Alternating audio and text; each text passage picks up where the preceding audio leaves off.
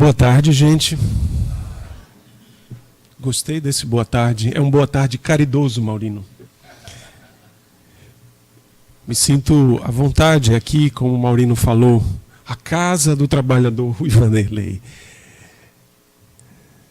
Trabalhamos na casa irmã de Francisco de Assis, o Jefa, aqui em Piedade, e trazemos um abraço fraterno de todos nós que compomos aquela casa, que nos dá excelentes oportunidades, assim como Uniluz, de enriquecermos nossos espíritos, dado que esse é o objetivo maior de todos nós nas encarnações na Terra. O esforço pelo crescimento moral, pelo crescimento espiritual. E é muito interessante, e costumamos fazer normalmente uma ressalva de gratidão a Deus por esta sublime contribuição à Terra, a todos nós, que é a doutrina espírita, porque ela nos esclarece, nos consola e nos preenche de esperança, mesmo diante das dificuldades grandes que aqui e acolá cada um de nós passa. Então, nada melhor hoje do que darmos seguimento a estes ensinos propostos por Jesus e tão bem colocados na codificação espírita, através do emérito codificador Allan Kardec. E vamos ver que as prédicas, vamos ver que as orientações, os princípios que estão contidos na doutrina espírita, nada mais são do que o detalhamento, o enriquecimento dos ensinos do Senhor. Jesus havia proposto que nos enviaria no momento adequado um consolador que significava a revivência dos seus ensinos e a expansão dos seus ensinos, uma vez que a lei de progresso, de evolução, vai nos colocando sempre numa perspectiva de atualização. Numa fase mais madura, 1800 e poucos anos após a estada do próprio Cristo entre nós, haveria de chegar este Consolador. Nas palavras do Senhor, para relembrar tudo aquilo que ele havia feito e dito, e revelar coisas novas. E na doutrina espírita nós vamos perceber que sempre temos referências que foram ícones. E um desses grandes ícones do Evangelho de Jesus foi o apóstolo Paulo, o grande andarilho do Evangelho. Paulo saiu a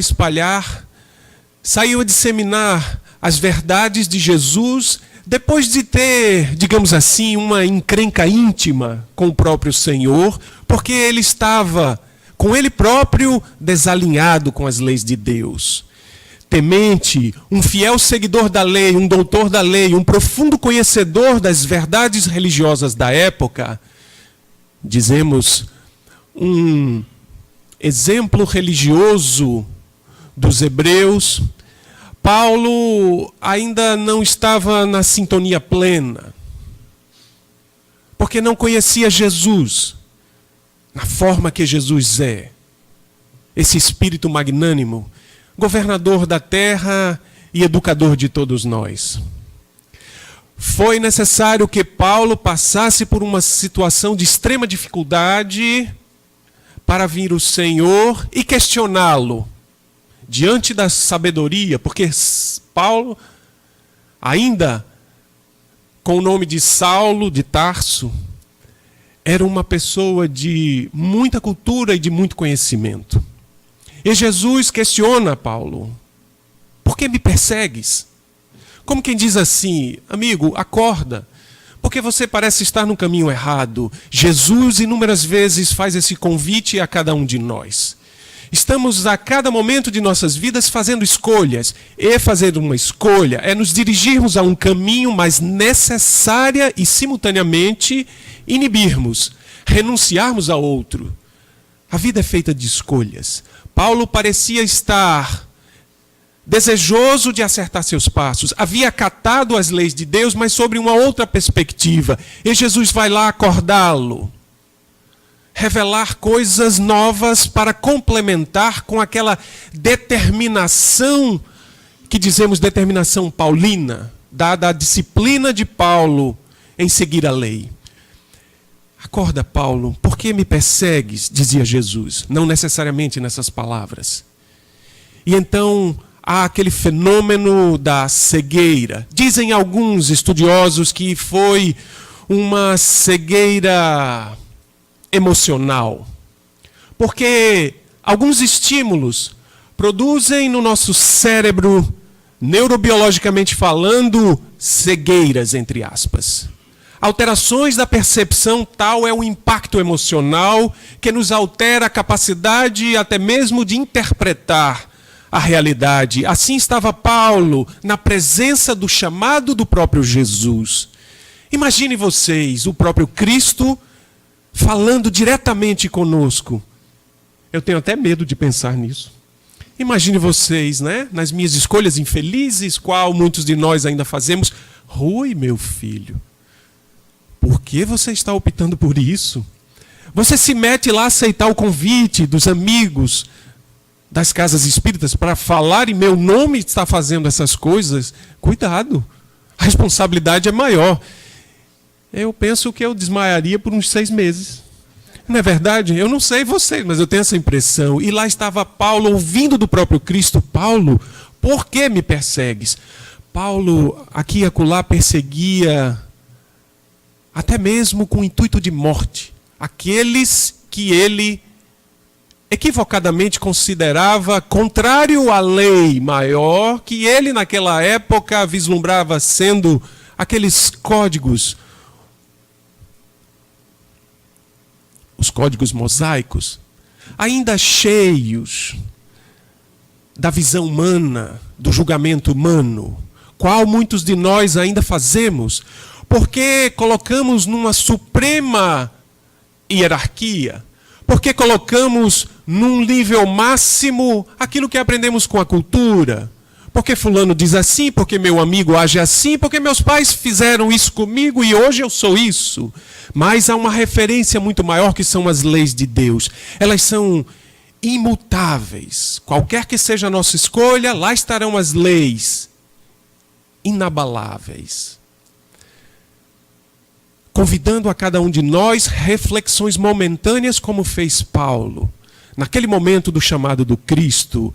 E Jesus une aquele momento brilhante para fazer esta cegueira temporária em Paulo e faz ele se dirigir às portas de uma cidade, aonde lá estaria a suposta renovação paulina. A transição do Saulo, o homem antigo, para o homem novo, a nova era do espírito, na linguagem da doutrina espírita e de espíritos evoluídos. E colocou um instrumento da humildade na frente de Paulo. Por quê? Porque a humildade, amigos, ela é o alicerce, ela é a base na qual se elevam, se constroem todas as outras virtudes, diz Emmanuel, outro grande nome de grande grandeza espiritual. E lá estava aquele cego também, aquele homem privado, Ananias, conhecido nos textos sagrados. E foi no contato com Ananias que Paulo, aspas, volta a enxergar, a ter a visão material.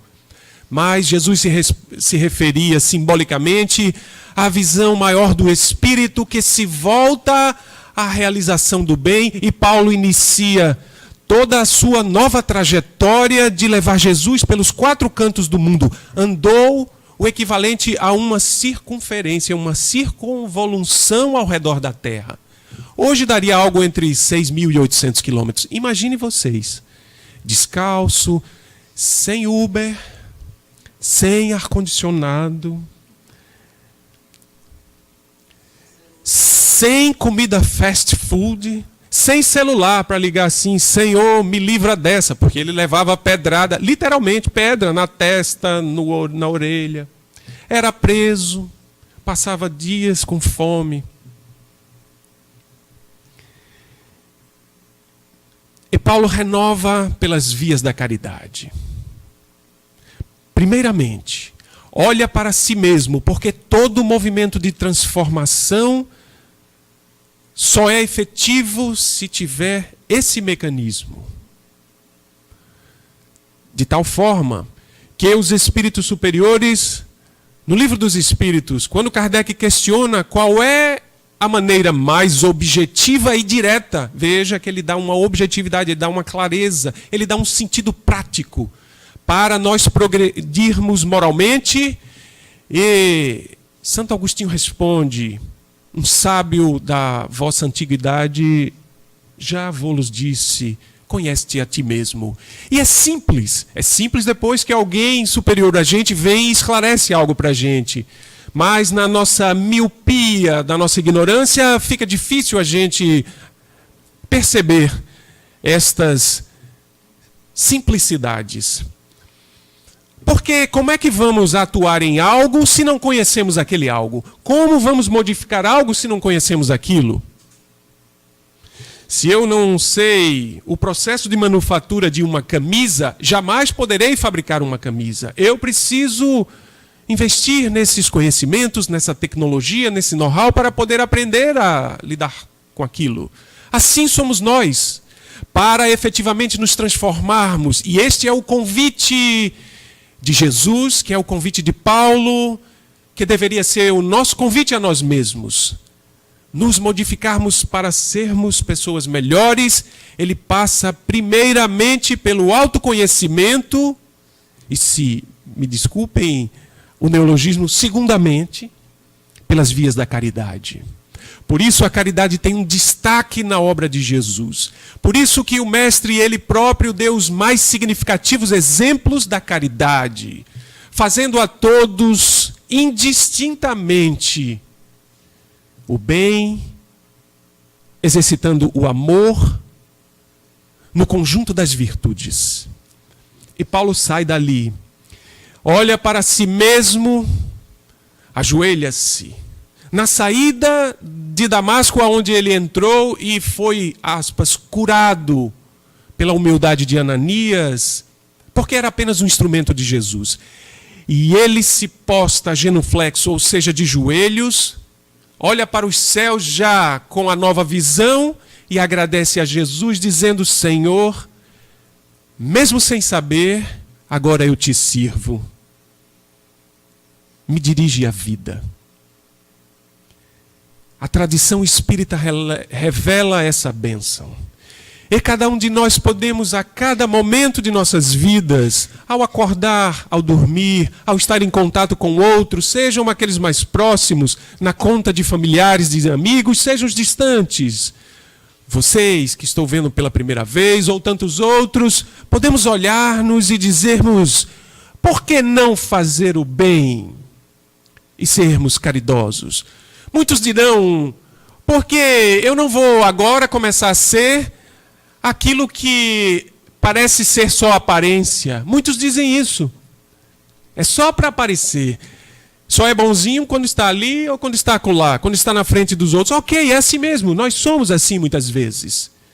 Muitos de nós precisamos de palmas e luzes para realizarmos o bem, infelizmente. Mas isso já é um ensaio, os primeiros passos na direção de uma elevação moral em bases cristãs. Então, se aquele outro está fazendo algo que reconhecemos ser uma atitude de caridade, um bem que está promovendo para alguém, devemos vibrar positivamente.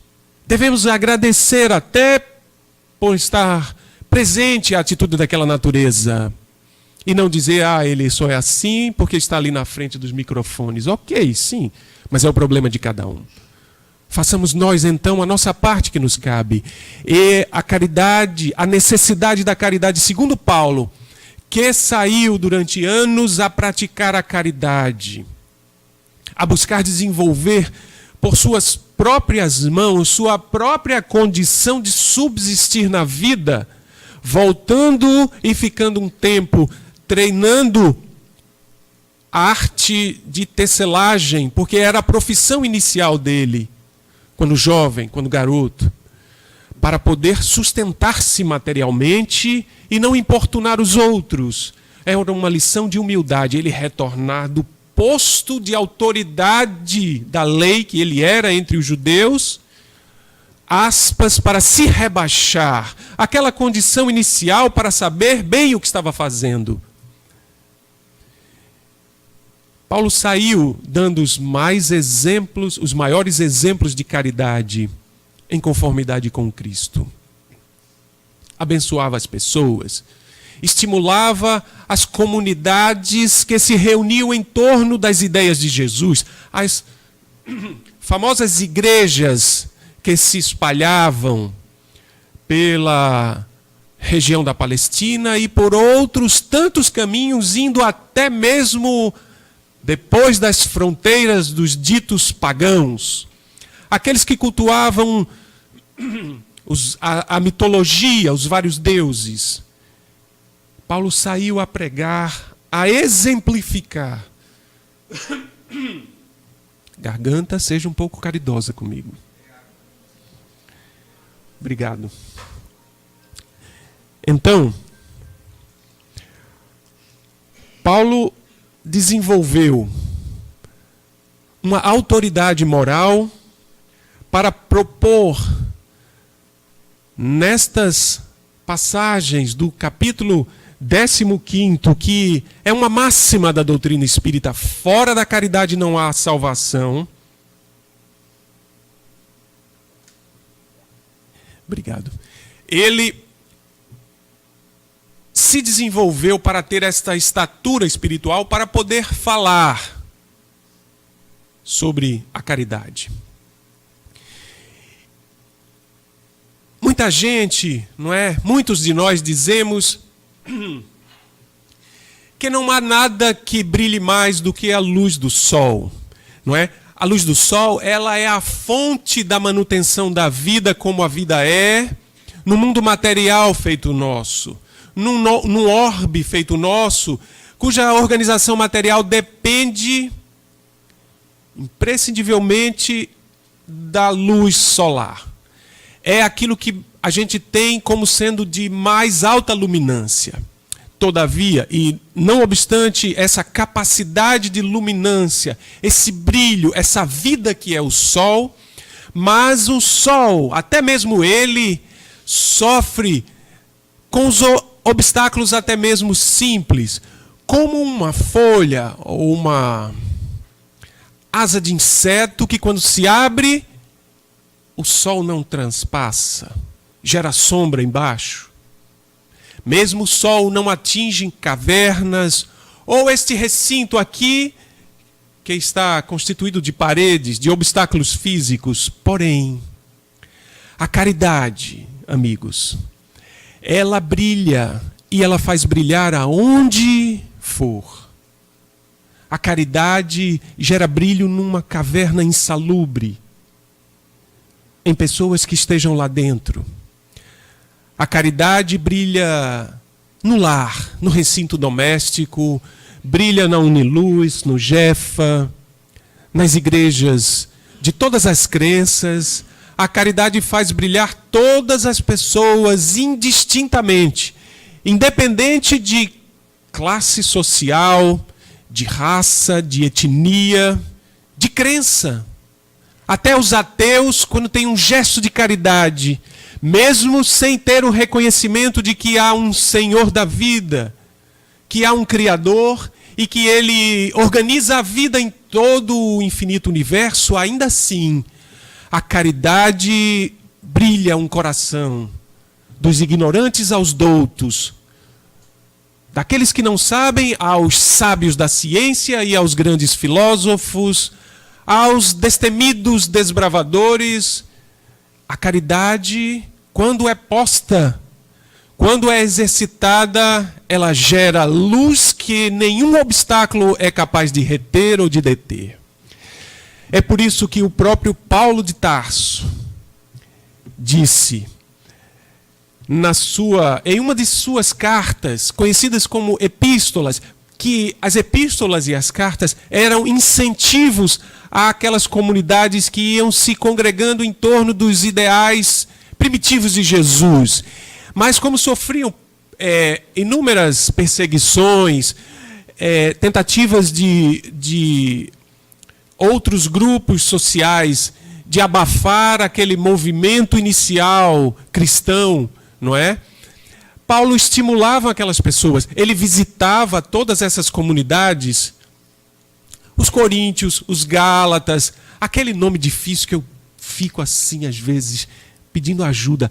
Tessalonicenses, agora saiu rápido, mas às vezes eu passo 10 minutos, tenho que pedir ajuda para falar. E ele falava de amor pelas vias da caridade com uma simplicidade paulina. E ele então, para esclarecer, no momento recém-saído das trevas, a chamada era medieval, a Idade Média, em que movimentos que diziam levar a bandeira de Deus e do Cristo abafavam as consciências e se perdiam nos dogmas da imposição, da austeridade extremamente equivocada, surgia ali essa revelação, a revelação da doutrina espírita, e Paulo participou no Evangelho esclarecendo, porque havia então a tentativa de sectarismo, de parcialidade nas verdades de Jesus. Então, era considerado que aqueles que não seguissem aquela regra eram considerados o quê? Hereges. Era blasfêmia e, portanto, era dado direito às autoridades hierárquicas, clericais, de punir até com morte, e não apenas morte, mas morte por tortura, por crueldade, numa tentativa de fazer exemplificar um ou outro para que toda a população, ao invés de amar a Deus, temesse a Deus. E lá estava Paulo trazendo a grande mensagem para fazer um divisor de águas, nos dizendo que não é suficiente apenas termos fé, ou acreditar nas palavras de Deus ou nos textos que estão escritos e ficarmos inertes, passivos, dizendo uma coisa e agindo de forma contraditória. Hipocrisia na palavra de Jesus. Não. É por isso que Paulo traz isso que os Espíritos versaram e trouxeram para o Evangelho, segundo o Espiritismo. Ainda, quando eu falasse todas as línguas dos homens e a língua dos próprios anjos, se eu não tiver caridade, serei como bronze que soa e um símbolo que retine. Ainda quando tivesse, continua Paulo a dizer, o dom da profecia, e ele teve o dom da profecia, que penetrasse todos os mistérios e tivesse a perfeita ciência de todas as coisas, ainda quando tivesse toda a fé possível, até o ponto de transportar as montanhas, se eu não tiver caridade, nada sou. E quando houvesse distribuído todos os meus bens para alimentar os pobres e houvesse entregado o meu corpo para ser queimado, se eu não tivesse caridade, tudo isso de nada me serviria. A caridade, amigos, é paciente, é branda e é benfazeja. A caridade não é injubilosa, não é temerária, nem precipitada. A caridade não se enche de orgulho e não é desdenhosa. Não cuida de seus interesses, não se agasta, nem se azeda com coisa alguma. Não suspeita mal, não se rejubila com a injustiça, mas se rejubila com a verdade e tudo suporta. A caridade tudo crê, tudo espera. A caridade tudo sofre. Agora, entre estas 3 virtudes, diz Paulo, a fé, a esperança e a caridade permanecem, mas dentre elas, a mais excelente e a mais virtuosa de todas, vocês estão um pouco caridosos hoje. A mais virtuosa das virtudes é a doutrina espírita. O espiritismo vem colocar a caridade num outro patamar. Por isso que costumamos dizer que devemos ter uma gratidão eterna para com Deus, para com Jesus, por nos ter enviado esse Consolador, o cristianismo redivivo, que é a doutrina espírita. Por quê? Porque o espiritismo vem retirar dos dogmas religiosos aquilo que tem uma aplicação prática e útil dentro das nossas vidas. É uma questão de bom senso. O espiritismo ele revela não apenas um aspecto dogmático, mas muito mais expansivo. Ele dá os caracteres filosóficos, científicos e religiosos de suas proposições. E então, olhando por essa perspectiva, a caridade, ela passa a ser um dever natural, em conformidade com a natureza. Porque, observem bem, e aí o poeta traz e a gente pede emprestado isso. O Papa Francisco, outro dia, estava falando. Observem bem, os rios não bebem da sua própria água. Os pássaros não aproveitam para si, apenas para si, o seu canto. Nem as flores se perfumam a si mesmas. Elas exalam suas fragrâncias, seus odores, para nos alegrar, para nos dar toques positivos de uma emoção positiva, renovadora. Observem que as árvores não comem dos frutos que elas próprias produzem. Toda a natureza é voltada para servir ao outro. Por que nós seríamos diferentes? O Espiritismo, portanto, ele nos coloca a necessidade da caridade diante de um paradigma, diante de uma perspectiva de crescimento, de evolução, de alegria, de bem-fazer. Por quê? Porque sabendo, como nós sabemos, que existe aí uma tal de reencarnação, e que é a mais explícita demonstração da misericórdia de Deus no viés da caridade suprema, sublime do Pai Criador. Porque nos dá a oportunidade sempre de refazermos os passos equivocados que porventura tenhamos tomado. É aquela oportunidade de nós renovarmos nossos pensamentos, rematrizarmos nossas ideias e entendermos que precisamos seguir outro caminho. Aquilo que estamos fazendo e não dá certo, por que teimar em fazer? E a necessidade da caridade se enquadra exatamente nisso. Quando renovamos nossos atos, quando passamos a pensar diferente, naquela fala de Jesus de retribuir o mal com o bem, se te bateres numa face, oferece a outra. E aí eu entendia, gente, da seguinte forma: puxa vida, eu vou levar uma bifa, fico com a cara amassada, ainda tenho que chamar o cara lá, Maurino, bate desse lado. Como assim? Mas é uma linguagem simbólica do Evangelho. Se te bateres com a face do mal, daquilo que é desagradável, que gera um desconforto, não retribua da mesma forma, senão você entra no famoso looping. Ou seja, já viram o cachorro correndo atrás do rabo? Aí não tem fim nunca, aquilo fica lá, o pobre desmaia, cai duro e não acontece nada, não resolveu nada. A gente é assim, entra a reencarnação, sai a reencarnação, e estamos fazendo as mesmas bobagens. Sofrendo, reclamando. Aqui tem atendimento fraterno? Aí chegam lá para Maurino, olhe,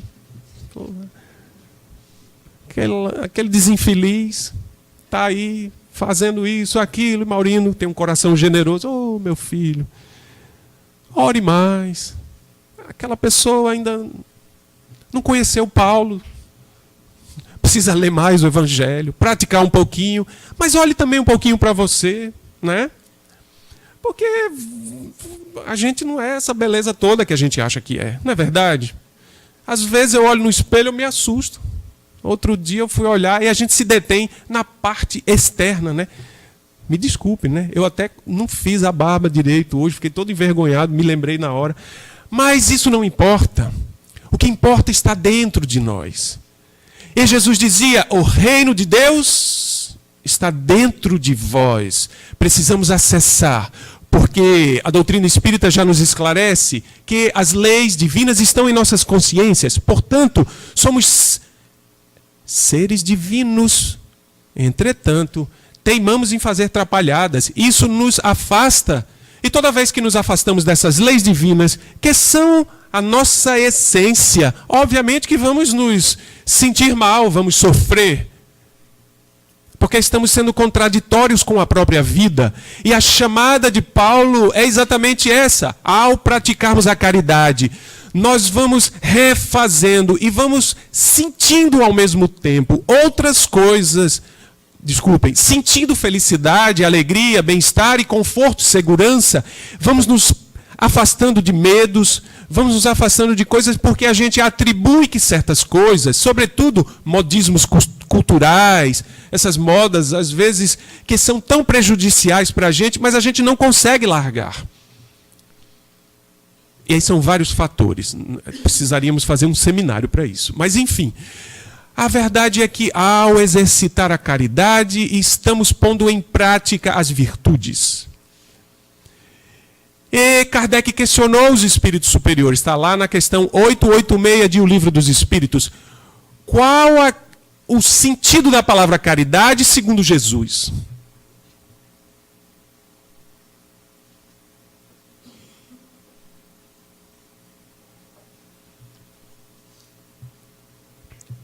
Vocês sabem a resposta, porque estão frequentando os ESDs, os grupos de estudos, leem o Evangelho todo dia. Todos estamos querendo ficar assim com Paulo de Tarso, não é verdade? Então Jesus, segundo os espíritos superiores, entende a palavra caridade como o famoso... Isso mesmo. O famoso BIP. B de benevolência, I de indulgência, P de perdão. Benevolência para com todos, indistintamente. É o que Paulo fazia. Passou aí aos quatro cantos, inclusive aos pagãos. Pregou nos fóruns de Atenas, de Esparta, na Grécia Antiga. Apanhou que nem um condenado, coitado. Foi preso. Foi aos diversos lugares. Mas lá estava ele, impoluto, firme na proposta de seguir, de fato, a Jesus, renovadamente. Não é? Indulgência, por que indulgência? A indulgência é uma das mais expressivas práticas da caridade. Por quê?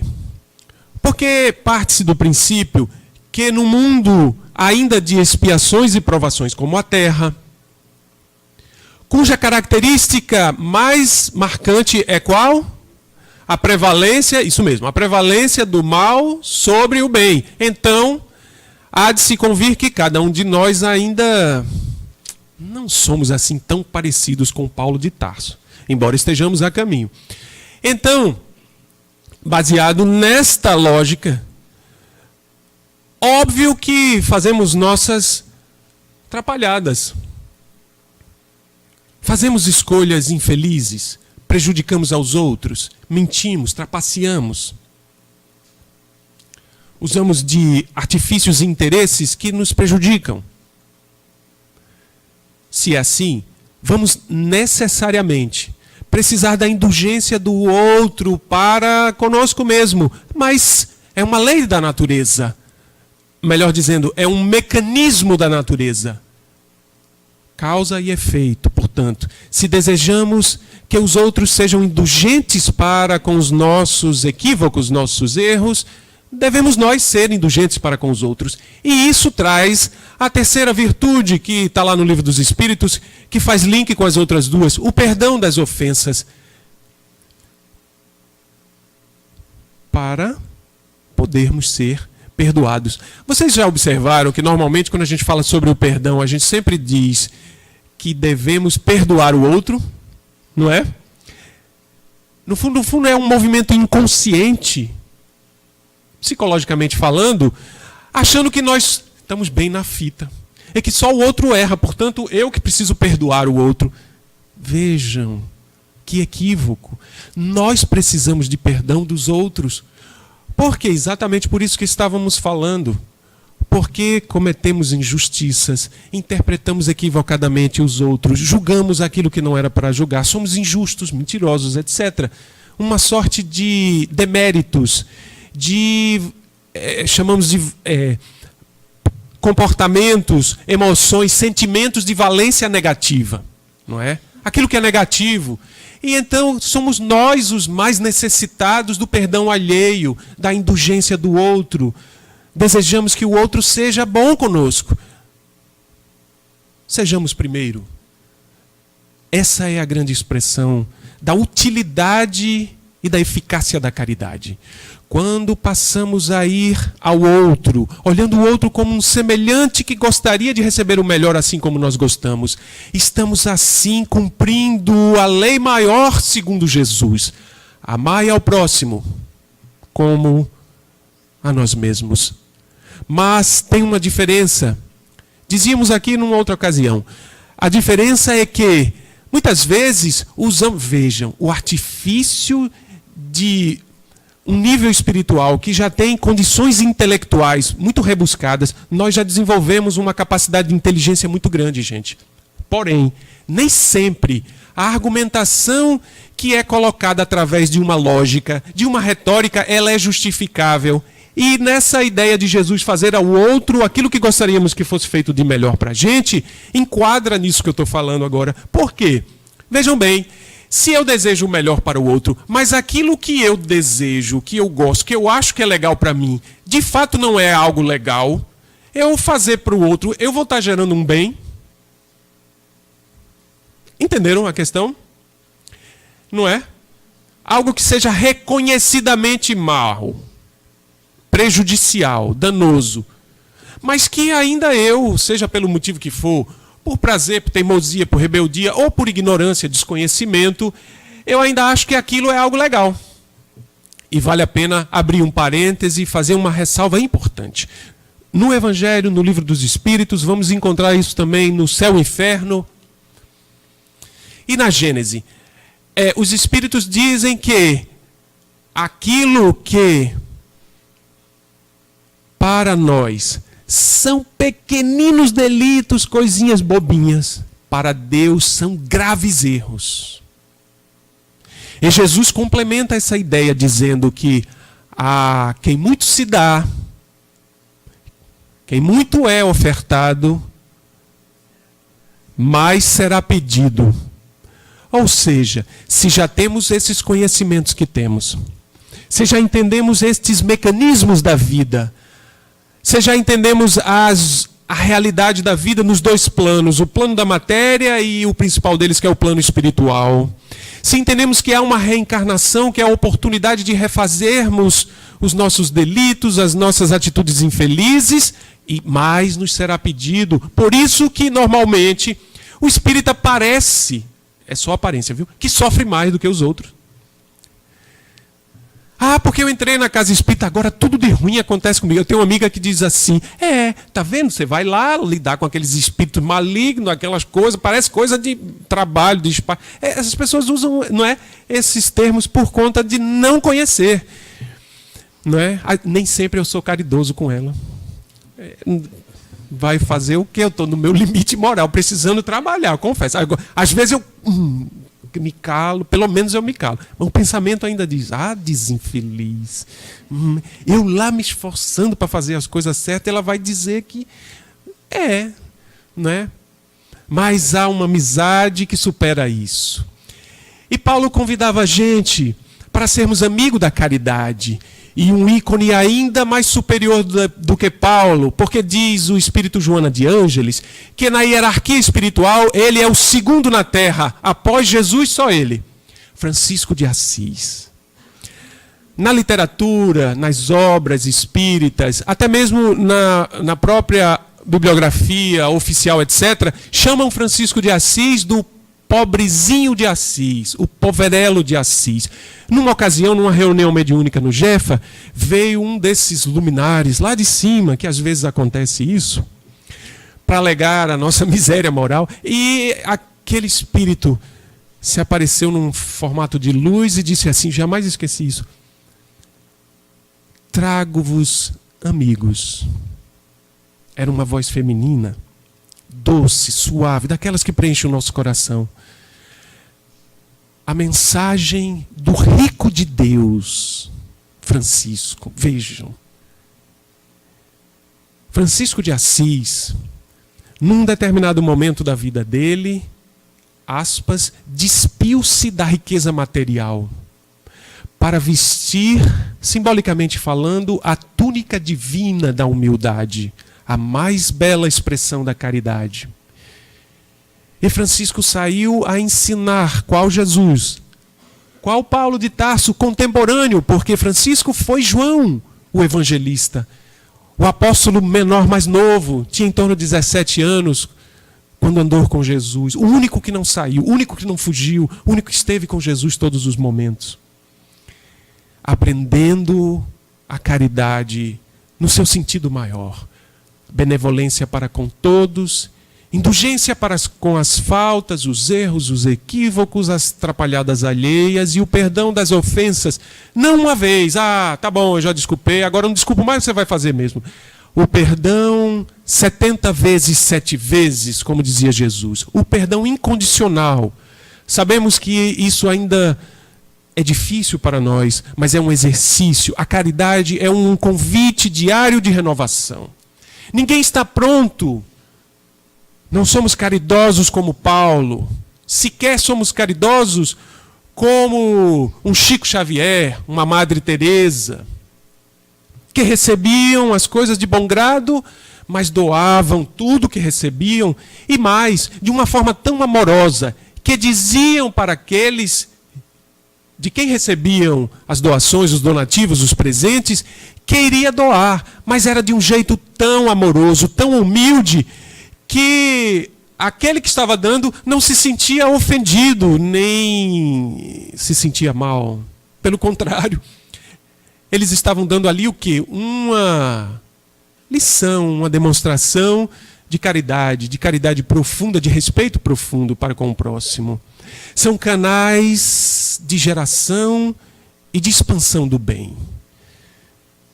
Estes missionários que vêm à terra, aqui e ali, para nos dar, para nos tocar de uma forma mais direta o contato com esta dama chamada caridade, na fala de Caritas, que foi outro ícone da caridade. Então, não estamos ainda na condição de um Chico Xavier, de um Dr. Bezerra de Menezes, de um Papa Francisco, de uma Irmã Dulce, muito menos de um Francisco, de um Jesus, mas de forma anônima, muitas vezes temos visto belíssimas demonstrações de caridade de pessoas das mais diversas e das mais variadas classes e ordens sociais. Como aquela senhora de uma comunidade aqui perto em Prazeres, eu já falei uma vez a vocês, Dona Eupídia, participávamos de um grupo de atendimento nas casas, nas comunidades, todos os sábados. Era sábado nas comunidades, levando o evangelho, fazendo o evangelho no lar, ouvindo, acolhendo, porque a caridade ela não é só material, ela não se restringe à doação de bens ou de coisas. Muito maior é a caridade, diz Paulo de Tarso nessa lição, é a caridade moral, é a caridade das emoções, do respeito, do acolhimento, da compreensão do outro, da fidelidade em que vamos estabelecendo nas nossas relações. Essa é a visão da caridade mais profunda. E aquela senhora, Dona Eupídia, na época, isso já tem aí algum tempo, tinha 74 anos, 75 anos. Tinha erisipela nas duas pernas, as pernas inchadas. Aquilo deve doer horrores. A gente sabe que limita muito, mas Dona Eupídia saía lá do alto, que eu não me recordo o nome, alto... aqui nas proximidades de Prazeres. E ela saía catando o lixo reciclado da vizinhança inteira, 2, 3 quarteirões. Ela fazia isso 10, 11 da manhã, meio-dia. Uma das ocasiões, chegávamos lá e a Dona Eupídia... Cadê a Dona Eupídia? Batemos na casa dela e nada da Dona Eupídia. Aí chega a vizinha. Ah, meu filho, você não sabe, Dona Eupídia é uma teimosa. Aquela mulher não tem juízo. Vejam só. Eu não sei das duas quem tinha menos juízo. Aí, mas por quê? Dona Eupídia saiu lá com os sacos dela. Ela carregava 2 sacos grandes daqueles, imensos, de coisas para reciclar. Puxando, ela puxava, descia aquele morro todinho, para depois subir, para deixar lá embaixo, porque a prefeitura não coletava o lixo. E aí a gente, quando perguntava, ela dizia... Porque se jogar o lixo como esse povo joga, meu filho, no canal, no rio, isso vai entupir, vai alagar, vai prejudicar a casa de todo mundo. Mas, Dona Eupídia, a senhora está tirando uma parcelazinha, mas o povo continua jogando. Sim, meu filho, mas eu estou fazendo a minha parte. Simples assim. A caridade de uma pessoa que, aspas, não tinha instrução da educação formal, porém era muito mais educada espiritualmente do que muitos de nós. Ainda hoje eu recebi no WhatsApp, que nem sempre é tão caridoso assim com a gente, né? E muitas vezes nós nos perdemos nesses modismos tecnológicos, não aplicamos de forma muito correta, mas enfim. Eu recebi de um amigo um videozinho muito legal, gente. Eu não sei se vocês já tiveram oportunidade. É o depoimento de uma médica, Amanda Pereira, que ela, depois de formada, depois de um certo tempo, estava se sentindo vazia. E então resolveu viajar para Moçambique, que é um país, uma nação de muita carência, e foi servir lá gratuitamente como médica. Conheceu uma família. 3 dos 8 filhos desse casal, não é, que passa por necessidades as mais difíceis, inclusive a própria nutrição, a própria subsistência do alimento. A filha mais nova estava quase morrendo. Ela foi, atuou como médica, enfim, salvou a vida da criança. E depois, no final, quando ela termina aqueles procedimentos, ela estava indo voltar para o Brasil para fazer algum estágio e voltar de novo para lá. Aquela família se reuniu, chamou ela para a aldeia deles, porque tinha algo para dar. E aí ela chegou lá e quando viu, ela disse, ela se sentiu tão bem em fazer aquilo gratuitamente, etc., que ela resolveu dar as coisas dela. Doou os objetos, utensílios, até maquiagem. Vejam, gente. A pessoa doar uma maquiagem... Não, fala sério.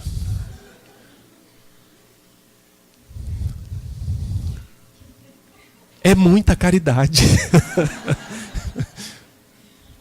Acho que vocês concordam com isso, não é verdade? E lá estava ela, doou tudo, doou roupas, enfim. Quando ela chega lá com aquela família, a filha mais nova pegou uma galinha e entregou a ela. Ela disse que passou quase 2 dias chorando. Por quê? Mas uma galinha, tal.